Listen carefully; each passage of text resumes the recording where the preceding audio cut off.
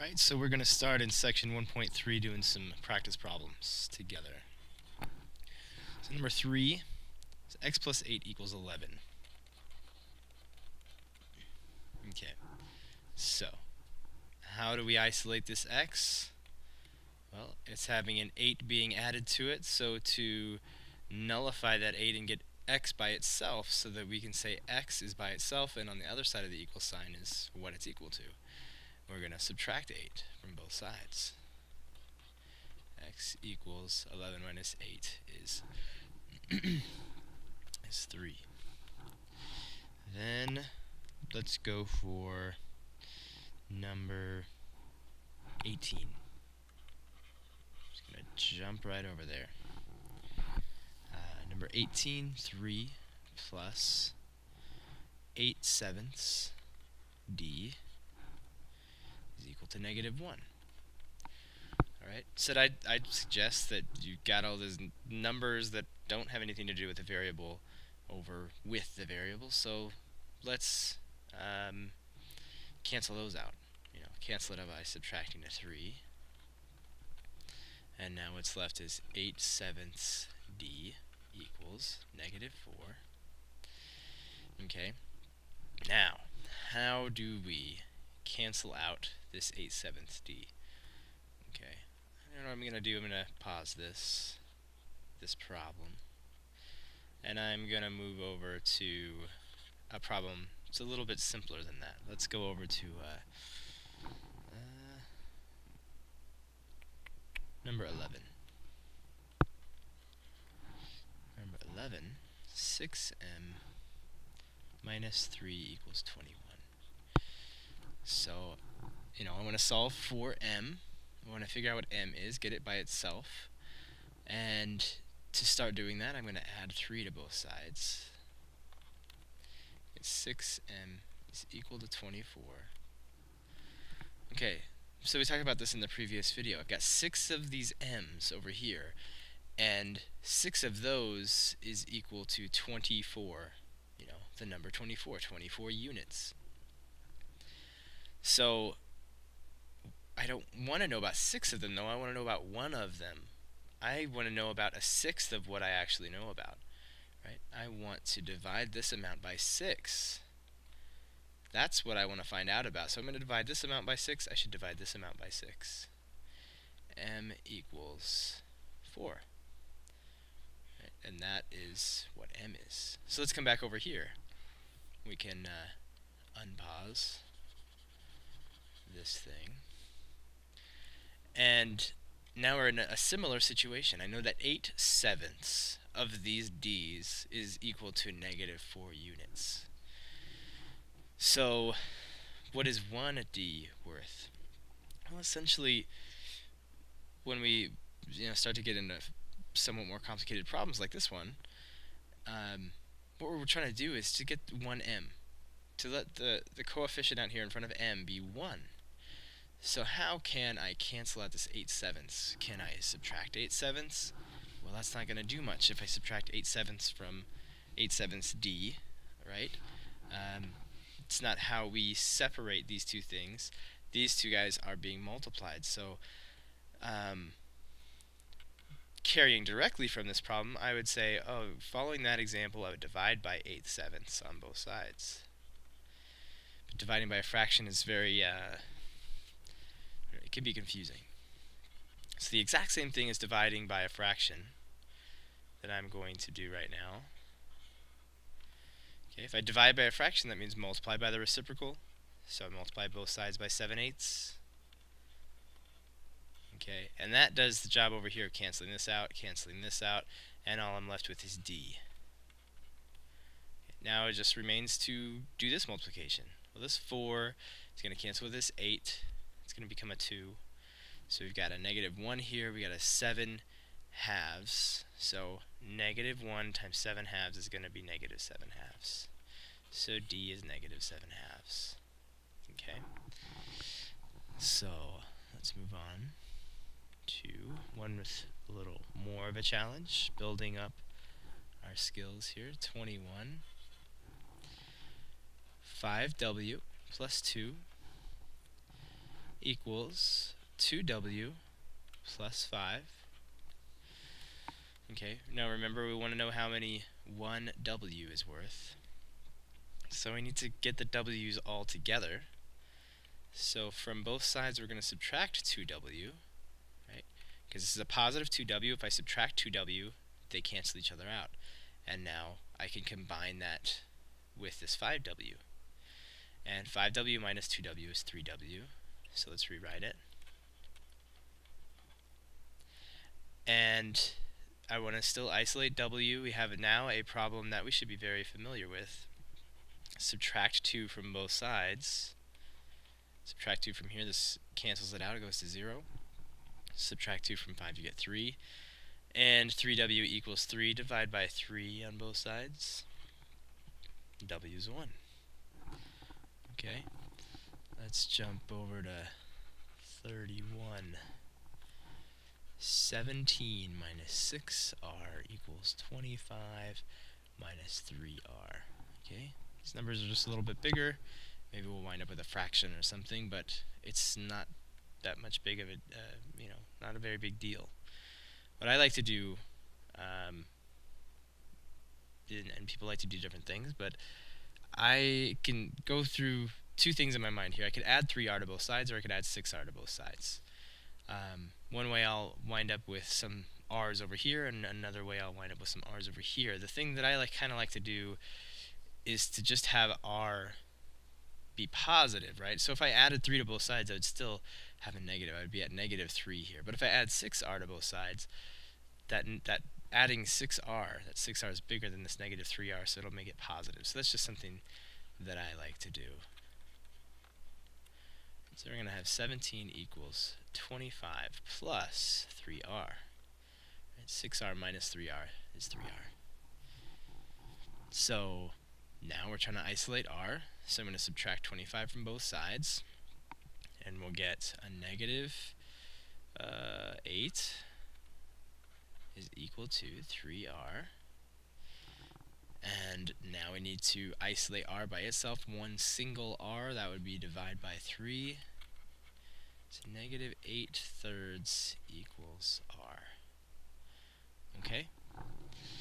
Now let's try a different kind of a problem.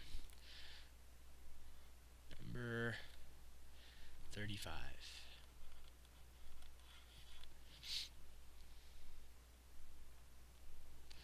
Number 35 goes like this. 3 times m minus 5 equals 6 times m plus 1.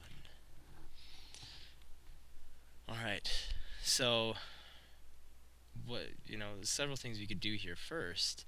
But one of our biggest issues that we see is I can't add 5, say, to both sides, because 5 is kind of locked up in this prison of these parentheses and needs to deal with I don't like to get into these pictures too much because I like it to stay math-like, but kind of got to deal with the prison guard here first before he can ever come out and do anything.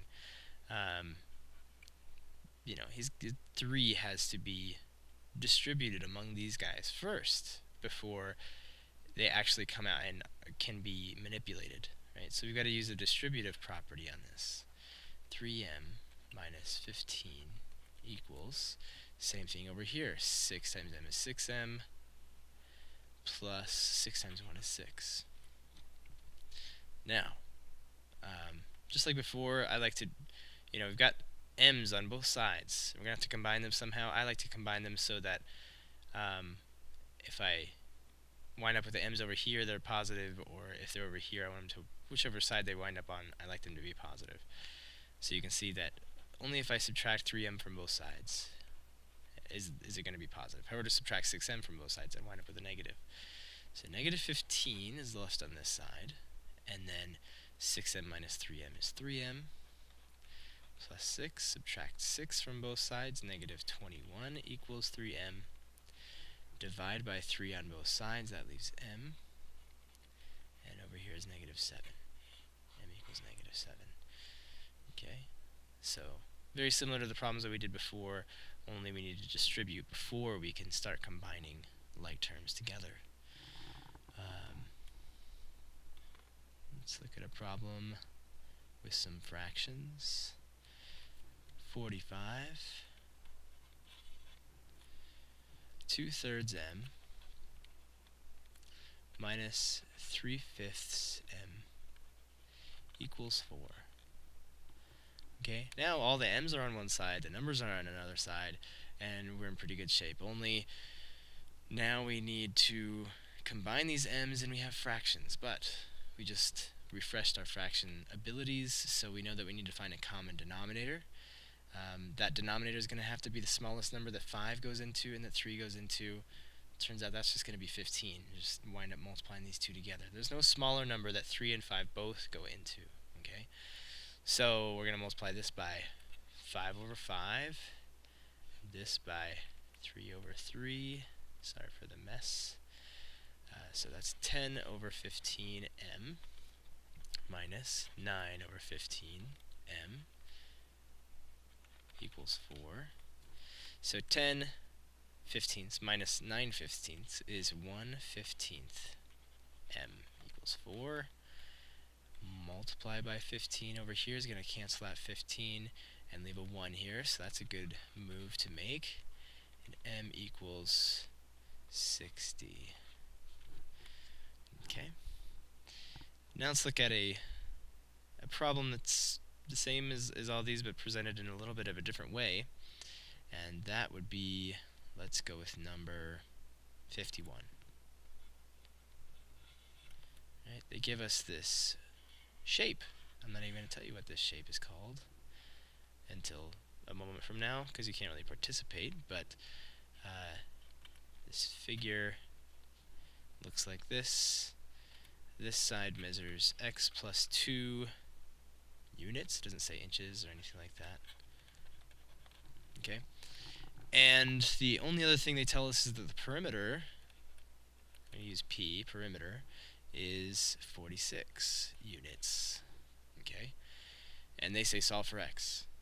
Alright, so there are some things, there's some conclusions we have to make and some things that we have to know. For one thing, the thing that we have to know is what the perimeter is.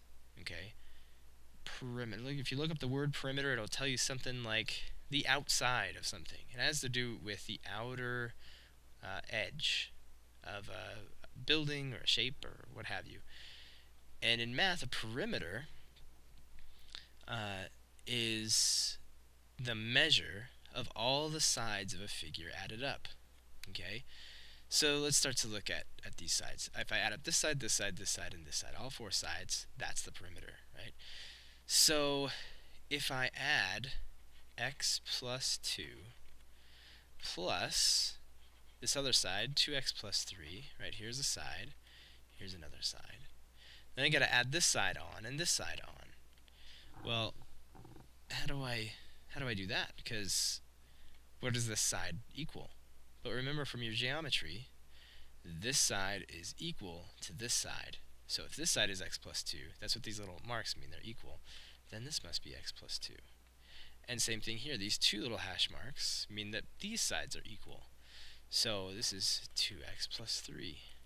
Okay, so I'm just going to add these together here. I'm going to add on another x plus 2 and add on another 2x plus 3. If I add all these up, that's the perimeter, and they already tell us the perimeter is 46. Alright, let's kind of come up here and pardon. Let's add all these together. First, let's add these together and these together. We've got x plus x is 2x, 2 plus 2 is 4. Add these two x's, you have 4x, plus the 2 3's go together, that's 6, and that's all 46. Combine our like terms, 4x and 2x, that's 6x, plus 4 plus 6 is 10, that's 46. We're just old hands at this now, so we know what we're doing. We subtract 10 from both sides, divide by 6 on both sides, and x is 6. No disrespect, x. Alright, and one last one. We're going to, where'd we go? say 57. 0.4k minus 0.6 equals 1.3k plus 1.2. Alright, well, this is no different than any other problem we've approached. We've got k's on both sides. We're going to combine them together. So I would suggest we subtract 0.4k from both sides. So subtract 0.4k, subtract 0.4k, and we'll add up, or we'll wind up with 0.9k. These are calculators there if you want. And that equals negative 0.6 is left over here. Then we're going to subtract 1.2 from both sides. We're going to have a negative 1.8 equals 0.9k. Divide by 0.9, right? Whatever's getting multiplied by k, let's just divide by that. No need to break out your long division skills and so on. Just either you can see it. You know, if I multiply this by 2, I'm going to get, or negative 2, I'm going to get negative 1.8. Use your calculators in this instance if you like.